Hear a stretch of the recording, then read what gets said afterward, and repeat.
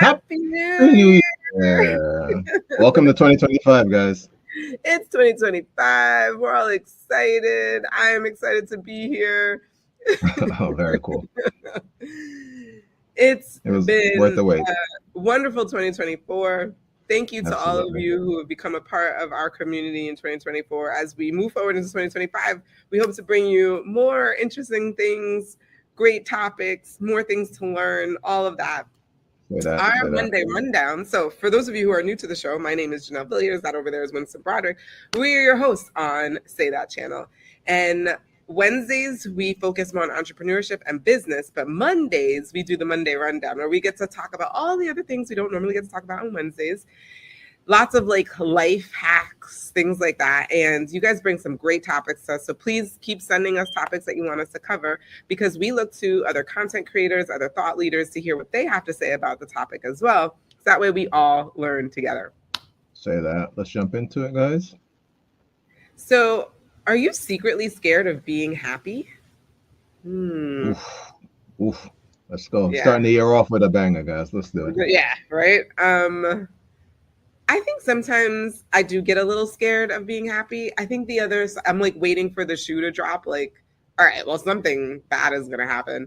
I've been trying to work on that. So I shouldn't say I've been trying to. I have been working on that. I'm more aware of that. So even that question like hits close to home because it's something that I'm aware of that I do at times is wait for the other shoe to drop kind of a feeling. And I have been turning it to just enjoy this moment because it is fleeting. Nothing does last forever. And so it makes all the bad things that have happened, all the like rough, challenging moments. That's why this happy moment is so amazing and to just enjoy it because eventually life is lifing. And so I can count on it, like literally, like taxes and death. Something is going to come up. There's going to be some challenge. So just, it's okay to enjoy this happy moment right now. It's totally okay. I love that. I'm going to say it's not a secret. Um, and for me, and it's funny because it's toward the end of last year, I found myself coming across a teacher who was just, he was really going, he was helping coach a young lady who had asked a question. And what he was really focused on was the fact that she was afraid. It was a businesswoman, and she was just talking about the fact that she was afraid of a certain situation in her business which had come up before. And he just asked her the question, why were you, like, what are you afraid of? And it's so funny, you'll appreciate this, Jay. He eventually got to a point of telling her, and you remember this, the SW, so what? And what it helped me understand, without, I guess, going too much into details of what the woman discussed, was just this idea of, because I've had some, and I'm going to be mindful, they're not negative experiences, but they were learning experiences of things I didn't prefer. I started to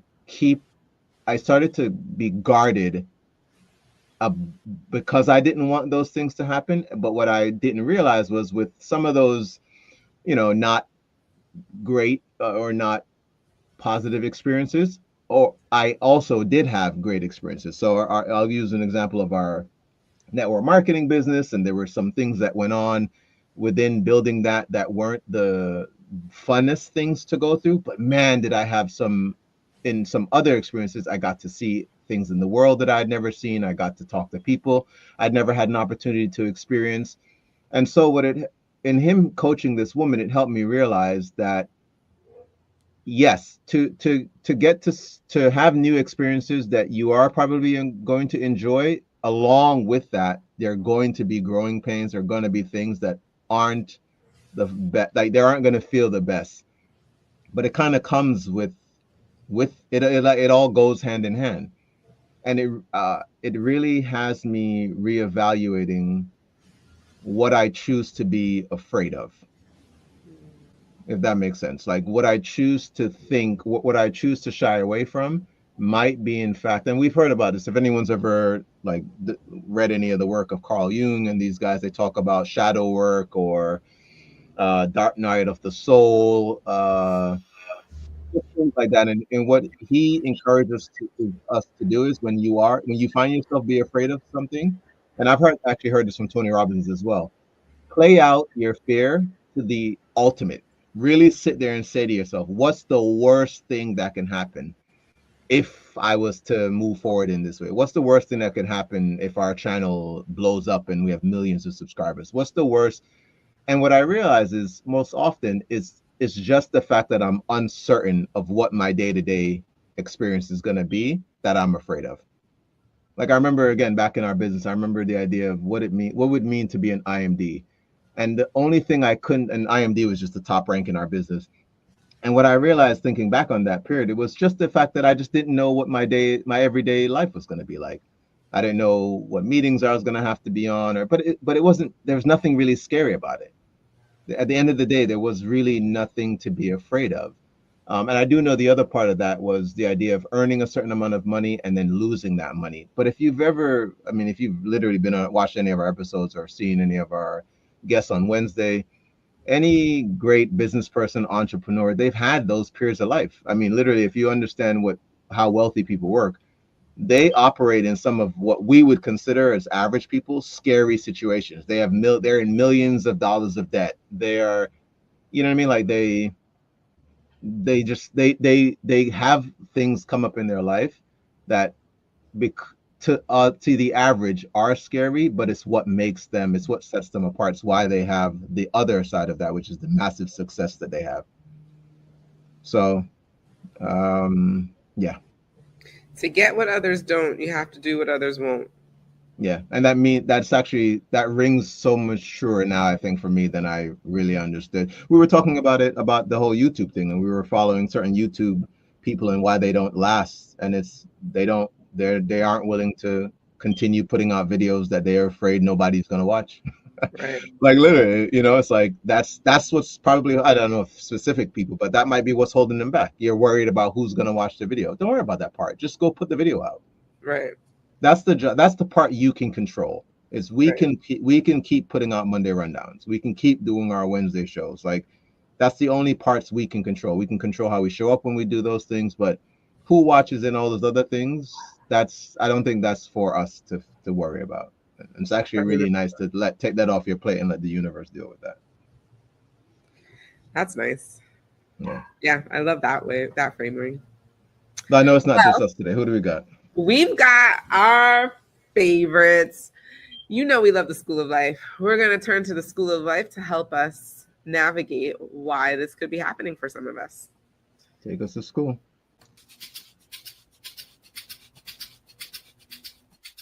For some of us, happiness and excitement never seem to last for very long.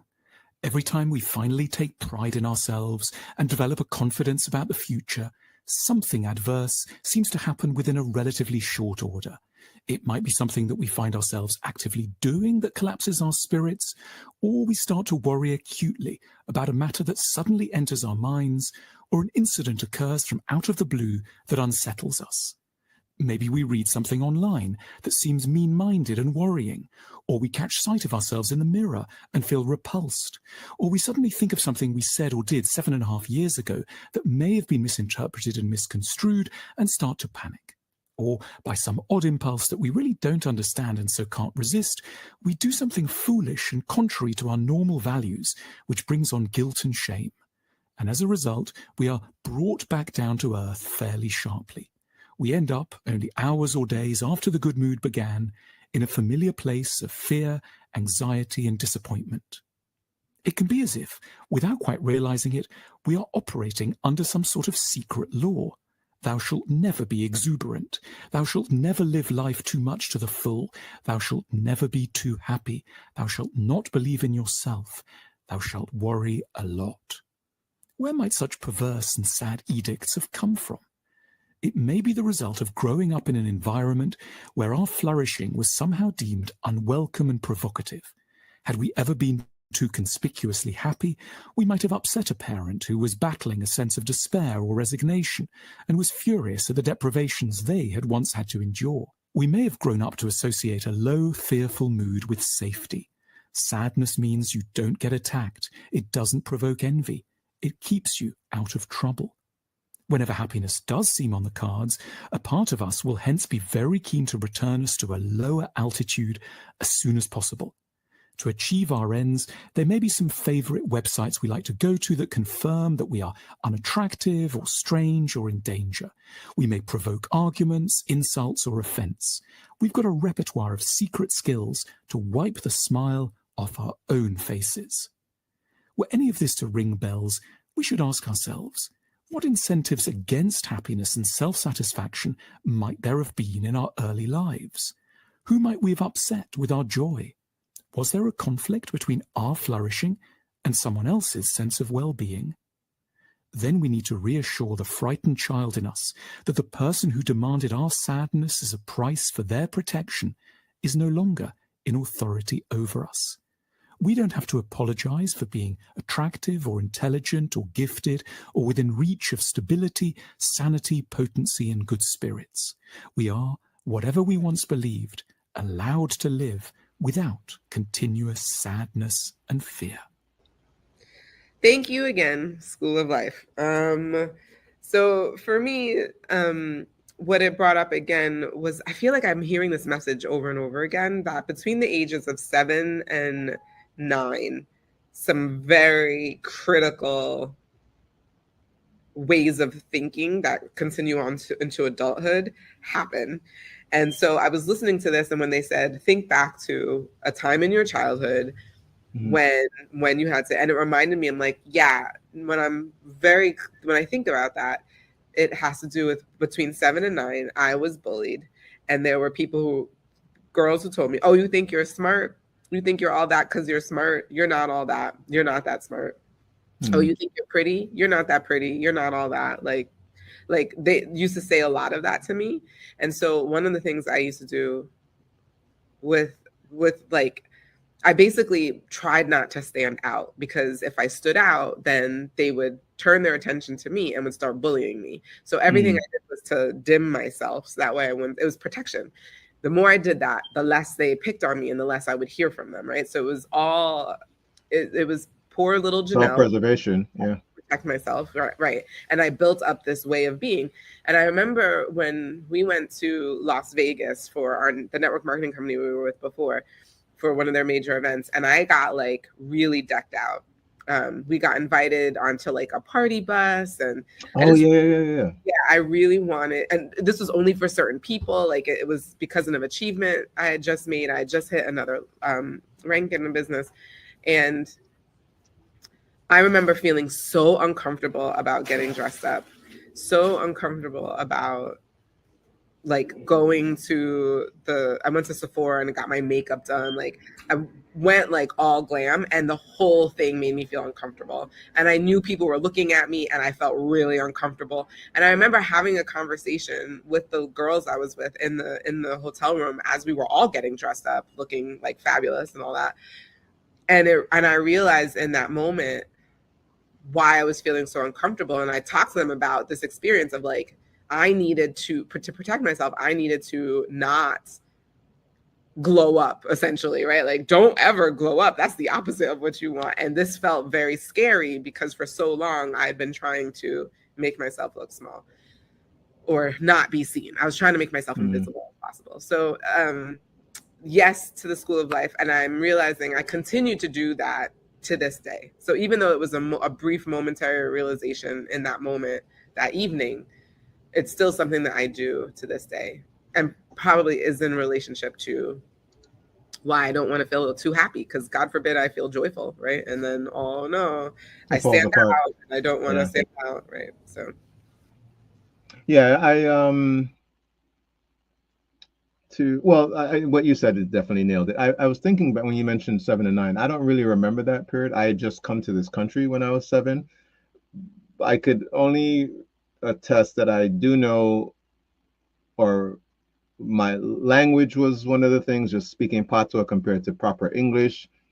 So I do know that those things, I got bullied as well, but I really don't remember too much of how that all played out. But what you just said was accurate. I do think the idea of standing out and being made fun of was something that happened, and the behavior that came from it was certainly one of the things was I was someone that in school in Jamaica, I know we were much further ahead than we were when I came to America, but I didn't let that aspect of myself stand out.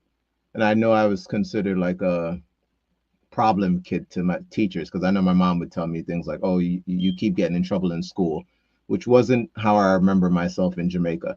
So again, some of that was probably Winston trying to fit in and not trying to shine or not be. Certainly, I remember you weren't smart kids weren't popular kids growing up. I'll say that. Right. And Right. I use popular just meaning, again, jocks. Those are things that were viewed as the way to go and things like that.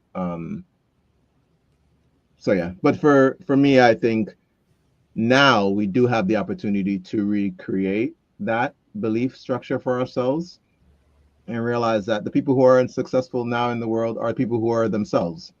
And one of the things that gentleman I was talking about earlier that's coaching, he says the hardest thing for you to do is to be something that you're not.